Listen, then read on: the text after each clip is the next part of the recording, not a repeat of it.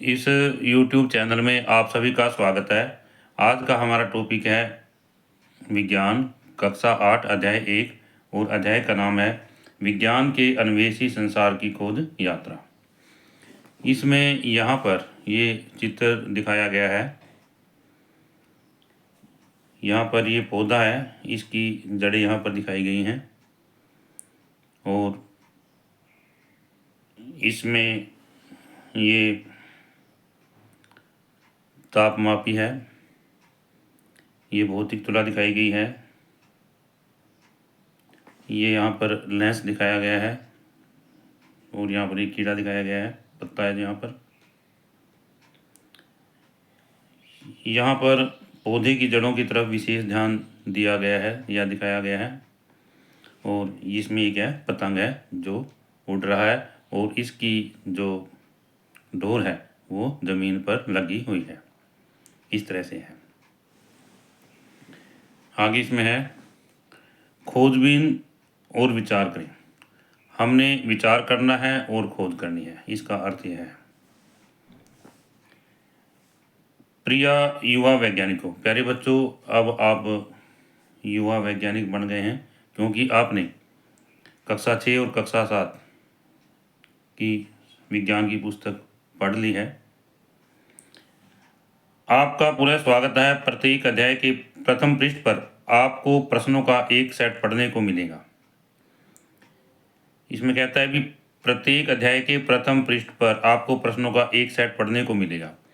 ये प्रश्न किसी परीक्षा के लिए नहीं अपितु विज्ञान के संसार को जानने की आपकी जिज्ञासा को जगाने के लिए विशिष्ट आमंत्रण है। इसमें जो ये प्रश्न दिए गए हैं वो किसी परीक्षा के लिए नहीं है, बल्कि विज्ञान के संसार को जानने के लिए, आपकी जिज्ञासा को जगाने के लिए एक विशिष्ट जो है खास या विशेष जो है आमंत्रण है।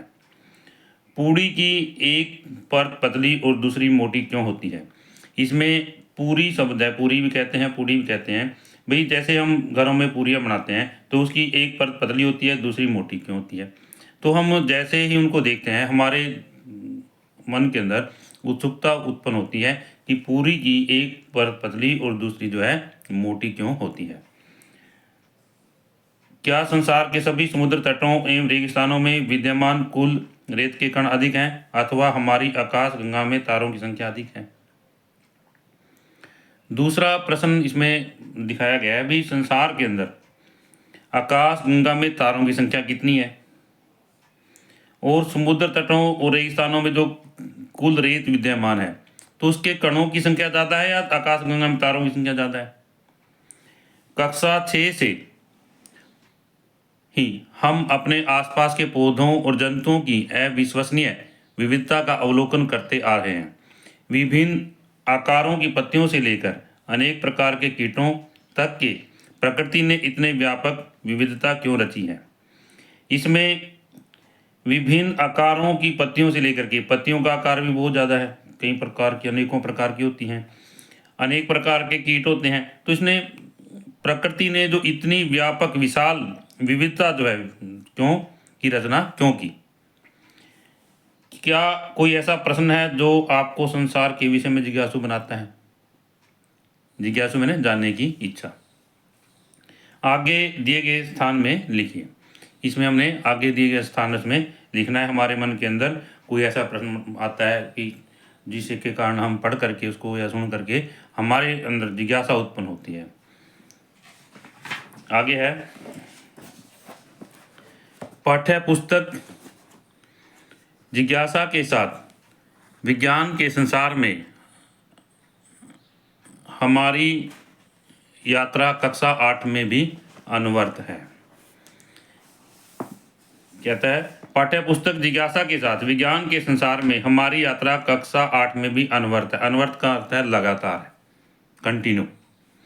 हमें आशा है कि आप रोमांच और अन्वेषण की उस भावना से प्रेरित होंगे जिसने अब तक हमारा मार्गदर्शन किया है। रोमांच और अन्वेषण, रोमांच और अन्वेषण का अर्थ क्या है? अन्वेषण का अर्थ है खोज करना, अन्वेषण का अर्थ क्या है? खोज करना। और रोमांच है दिलचस्पी, अद्भुत, वंडर। तो उस भावना से प्रेरित होंगे जिसने अब तक हमारा मार्गदर्शन किया है। कक्षा 6 में हमने अपने आसपास के संसार के संबंध में क्यों और कैसे जैसे सरल प्रश्नों के माध्यम से जाना एवं खोजा कि किस प्रकार विज्ञान का आरंभ आश्चर्य के भाव से होता है।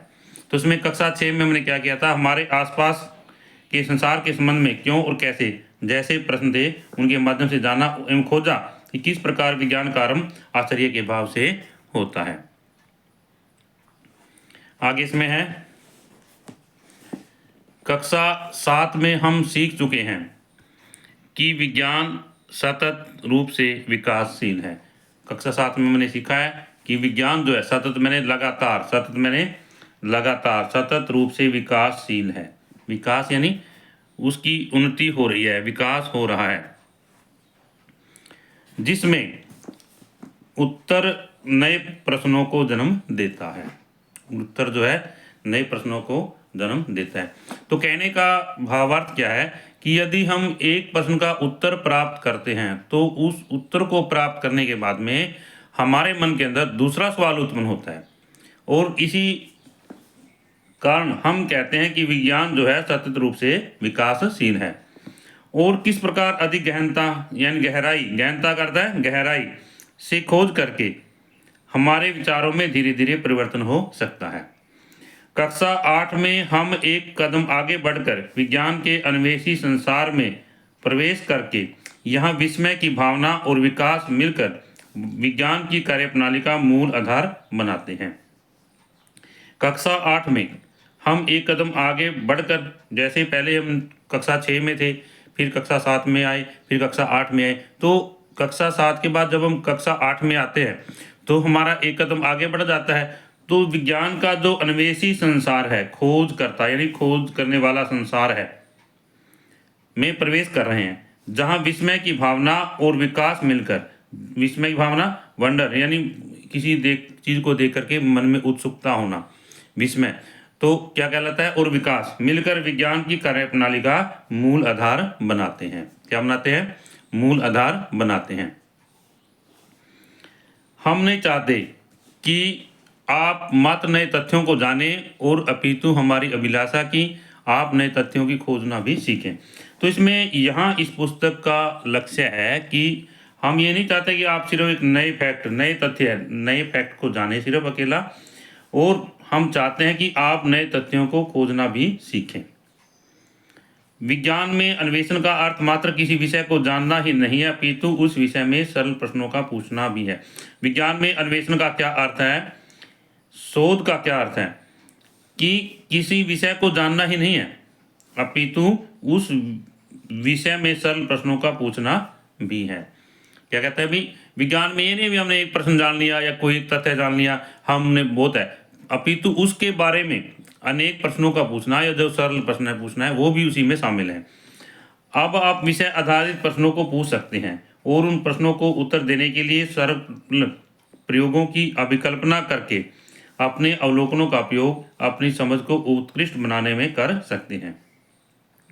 अब आप विषय से आधारित या जो टॉपिक हम पढ़ रहे हैं उस टॉपिक से आधारित प्रश्नों को पूछ सकते हैं, और इन प्रश्नों को उत्तर देने के लिए सरल प्रयोगों की अभिकल्पना करके डिजाइन करके उनको अपने मन के अंदर डिजाइन करके सरल प्रयोगों को अपने अवलोकनों का उपयोग अपनी समझ को उत्कृष्ट बनाने में कर सकते हैं। उत्कृष्ट का मतलब है भी और ज़्यादा अच्छा बनाने में कर सकते हैं। आगे क्रमबद्ध रूप से हम यह सीखेंगे कि हम जो देखते हैं उसका ध्यानपूर्वक अवलोकन करें।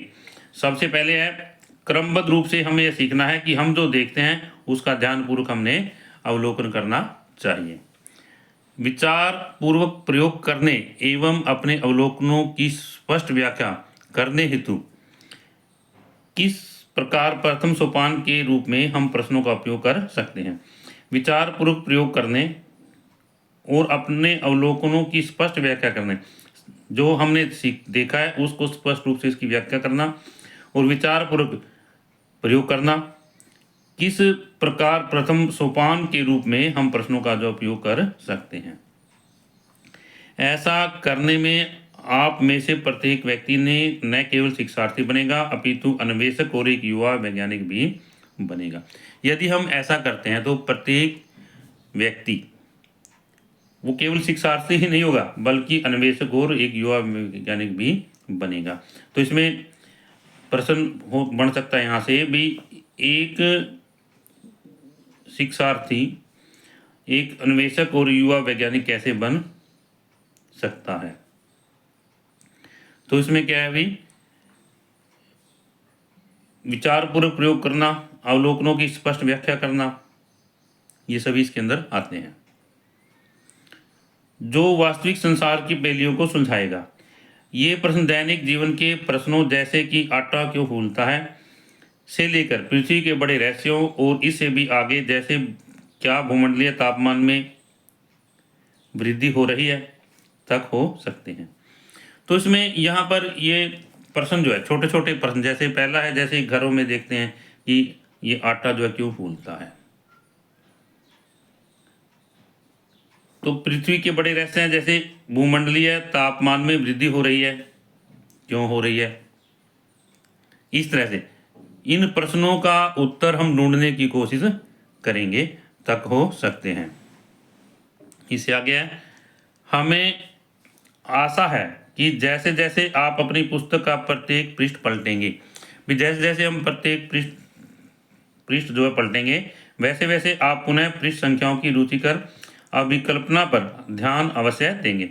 तो उसमें जो पृष्ठ संख्याएं हैं, जो रुचिकर अभिकल्पना है, उस पर अवश्य ही ध्यान देंगे। बाएं पृष्ठ पर नीचे की ओर आपको जड़ का एक चित्र दिखाई देगा, जो ज्ञान के उस गहरे एवं ठोस आधार का प्रतीक है जो हमें पर्यावरण, परंपराओं एवं अपनी सांस्कृतिक और प्राकृतिक धरोहर से जोड़े रखता है।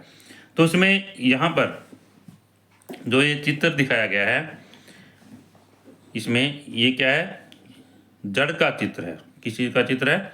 जड़ का चित्र है। तो ये क्या दर्शाता है, इसमें क्या दर्शाता है? इसमें आप बाएं पृष्ठों पर नीचे की ओर, बाएं पृष्ठों पर नीचे की ओर क्या है, जड़ का एक चित्र है। क्या भी? जड़ का एक चित्र दिखाई देगा। क्या दर्शाता है? जो ज्ञान के उस गहरे एवं ठोस आधार का प्रतीक है जो हमें अपने पर्यावरण, परंपराओं, इसके है पर्यावरण, परंपराओं, अपनी सांस्कृतिक और प्राकृतिक धरोहर से जोड़े रखता है। इसमें इसका उत्तर है। तो हम क्या कहेंगे भी, जड़ का चित्र है हमारी जो पाठ्य पुस्तक के अंदर दिया गया है, वो क्या, किस चीज़ का प्रतीक है, किस चीज़ का प्रतीक है? क्या है भी, यह जो चित्र हमें दर्शाता है या जोड़े रखता है पर्यावरण से, परंपराओं एवं सांस्कृतिक और प्राकृतिक धरोहर से जोड़े रखता है। दाएं पृष्ठ पर ऊपरी कोने में आपको एक पतंग आकाश में ऊंची उड़ान भरती दिखाई देगी। क्या भी? एक पतंग जो है आकाश में ऊंची उड़ान भरती हुई दिखाई देगी, जो हमें स्मरण कराती है, जो हमें स्मरण कराती है कि यदि हमें अज्ञात की खोज करनी है तो हमारी जिज्ञासा को उड़ान भरनी होगी। क्या भी? यदि हमें खोज करनी है तो हमारी जिज्ञासा को उड़ान भरनी होगी। तो इसमें यहाँ पर ये चित्र है, ये पतंग का जो चित्र दिखाया गया है, और इसमें ये पतंग जो है किस चीज़ का प्रतीक है, हमारी पाठ्य पुस्तक के अंदर जो है किस चीज़ का प्रतीक है। तो इसमें ये है, पतंग हमें अज्ञात की खोज करनी होगी, हमें अज्ञात की खोज करनी होगी, जो हमारी जिज्ञासा को उड़ान भरनी होगी। आगे इसमें जड़ एवं पतंग रूपी दोनों प्रतीक आपको यथार्थ अवलोकनों के ठोस धरातल पर टिके रहने के साथ साथ विचारों को नए क्षितिजों की ओर उड़ान भरने में सक्षम बनाएंगे। तो क्या इसमें भी जड़ और प्रतीक, जड़ और पतंग रूपी दोनों प्रतीक अपने यथार्थ अवलोकनों को ठोस धरातल पर टिके रहने के साथ साथ अपने विचारों को नए क्षितिजों की ओर उड़ान भरने में सक्षम बनाएंगे। तो इसमें यहाँ पर ये प्रश्न बन जाता है, जड़ और प्रतीक। क्या है भी? जड़ और पतंग। और ऊपर था सबसे पहले है भी पतंग किस चीज़ का प्रतीक है, दूसरा है यहाँ पर जो है जड़ किस चीज़ का प्रतीक है। यहाँ पर ये प्रश्न जो है तीनों बन जाते हैं। आगे इसमें स्मरण रहे, विज्ञान में अन्वेषण केवल तभी कार्य करता है जब हम सावधानीपूर्वक किए गए अवलोकनों के ठोस आधार को स्वतंत्र सृजनात्मक सोच के साथ में संतुलित रखते हैं। तो इसमें क्या कहता है, अभी स्मरण रहे, विज्ञान में अन्वेषण कब कार्य करता है? विज्ञान में अन्वेषण कब कार्य करता है? तभी कार्य करता है जब हम सावधानीपूर्वक किए गए अवलोकनों के ठोस आधार को स्वतंत्र सृजनात्मक सोच के साथ में संतुलित रखते हैं। सृजनात्मक का अर्थ क्या है? निर्माणात्मक। सृजनात्मक का अर्थ क्या है? निर्माणात्मक। हम सोच के साथ में निर्माणात्मक अवलोकनों को जो है संतुलित रखते हैं। इससे आगे है, आप पृष्ठ में नीचे कुछ प्रतिरूप भी देखेंगे। जो पुस्तक है हमारे पास में, ये पैटर्न दिखाए गए हैं। ये पैटर्न, इनमें कुछ छिपे हुए वैज्ञानिक विचार भी हैं। जो ये पैटर्न है इनमें क्या है, कुछ छिपे हुए वैज्ञानिक विचार भी हैं, परंतु आप चिंता न करें, ये मुख्य रूप से पृष्ठ को अधिक रुचिकर बनाने के लिए हैं। तो इसमें जैसा कि हमने देखा, यहाँ पर ये जड़ दिखाई गई है और उसके बाद में क्या, ये पैटर्न दिखाए गए हैं। जो ये पैटर्न दिखाए गए हैं इनके अंदर वैज्ञानिक विचार छिपे हुए हैं। वैज्ञानिक विचार जो है छिपे हुए हैं, परंतु साथ में भी ये कहता है कि ये पुस्तक को सुंदर बनाने के लिए, रुचिकर बनाने के लिए भी ऐसा किया गया है। इससे आगे है, अब हम इस वर्ष की यात्रा के विभिन्न पड़ावों पर दृष्टि डालें और देखें कि सुदृढ़ आधार पर अवलंबित और उच्च विचारों द्वारा प्रेरित हमारी जिज्ञासा हमें कहाँ ले जा सकती है। इसमें आगे कहता है भी इस वर्ष की यात्रा मतलब भी 8th क्लास कौन सी है आपकी प्यारे बच्चों, कौन सी क्लास है? 8th क्लास है। इसके विभिन्न पड़ावों पर दृष्टि डालेंगे और देखेंगे कि सुदृढ़ आधार पर अवलंबित और उच्च विचारों द्वारा प्रेरित हमारी जिज्ञासा में कहाँ तक ले जा सकती है। इस वीडियो में आज हम इस अध्याय में इतना ही अध्ययन करेंगे। इससे आगे हम अगली वीडियो में पढ़ेंगे। आशा करता हूँ इस वीडियो के माध्यम से ये अध्याय यहाँ तक आपको समझ आया होगा, और यदि यह वीडियो आपको अच्छी लगे तो आप इस वीडियो को लाइक करें, शेयर करें, कमेंट करें, और यदि आप इस चैनल पर नए हैं तो आप इस चैनल को सब्सक्राइब करें ताकि इस तरह की वीडियो आपको मिलती रहे।